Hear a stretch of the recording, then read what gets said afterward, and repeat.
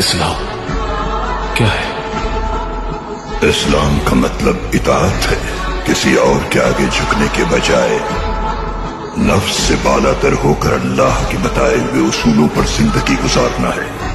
দুঃখ আমার সাথেই আছে, তবু দেখো দুঃখী আমি নই তো। ডাক দিয়ে চাই প্রণয় মেলা, এতেই নিহিত সুখ হয়তো। কিসের এত দুঃখ তোমার, সারাক্ষণ বসে বসে ভাবছো পৃথিবীতে